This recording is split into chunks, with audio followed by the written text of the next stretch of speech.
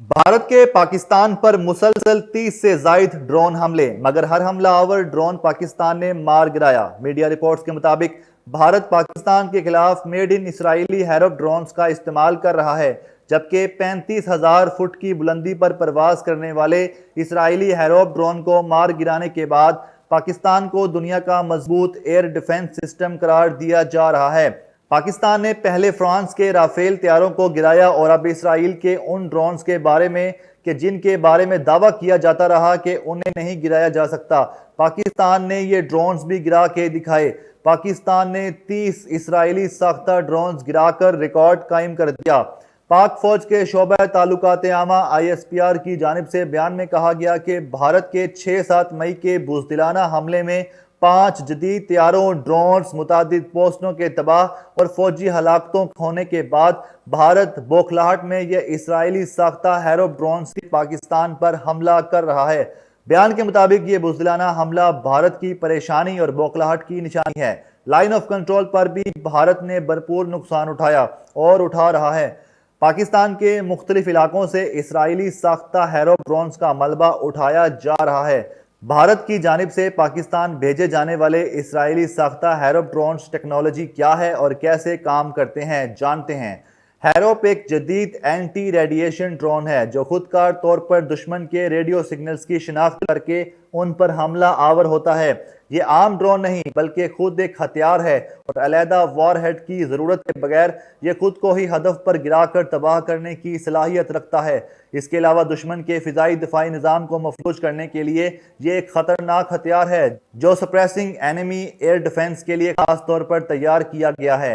हैरोप एक महंगा मगर जदीद हथियार है जिसे इसराइली फ़िज़ायाती इदारे इसराइली एरोस्पेस इंडस्ट्रीज़ ने तैयार किया है। ये ड्रोन हार्पी ड्रोन का बेहतरीन वर्जन है जो हार्पी 2 के नाम से भी जाना जाता है। इसका बुनियादी मकसद दुश्मन के फ़िज़ाई दिफाई निज़ाम को तबाह करना और उसे गैर मौसर बनाना है।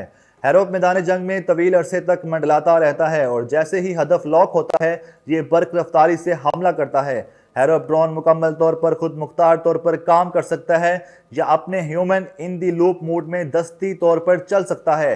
अगर कोई हदफ नहीं लगा तो ड्रोन वापस आ सकता है और खुद को वापस अड्डे पर उतार सकता है। हैरोप इसके फोल्डिंग परों के साथ ट्रक या जहाज पर कनस्तर से लॉन्च किया जा सकता है या एयर लॉन्च के लिए तरतीब दिया जा सकता है। जामशोरो के Mehran university of engineering and technology के associate professor doctor Fahad Irfan Siddiqui ने वजाहत की कि हैरोप मिलिट्री ग्रेड टेक्नोलॉजी का ड्रोन था। इसे कई मकासद के लिए इस्तेमाल किया गया, बशमूल डाटा इकट्ठा करना और पे लोड से नस्ब किए गए हमले।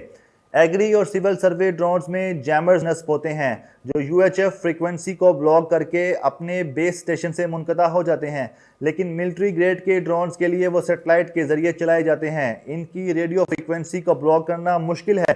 एक इंतहाई जदीद फौजी टेक्नोलॉजी से सेटेलाइट के ज़रिए सेटेलाइट को ब्लॉक किया जा सकता है।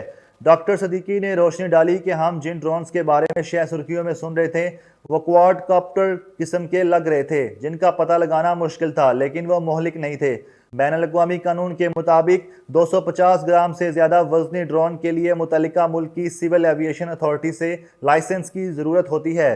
कम वज़न वाले ड्रोन को आम तौर पर खिलौना ड्रोन समझा जाता है और अक्सर तफरीही मकासद जैसे कि फ़ोटोग्राफी के लिए इस्तेमाल होते हैं। इनके लिए आम तौर पर लाइसेंस की ज़रूरत नहीं होती। 250 ग्राम से ज़्यादा के ड्रोन सख्त ज़वाबित के ताबे हैं। इन्हें हसास फौजी तनसीबात, हवाई अड्डों और बाज़ सरकारी इमारतों के 5 किलोमीटर के दायरे में परवास करने से मना किया गया है।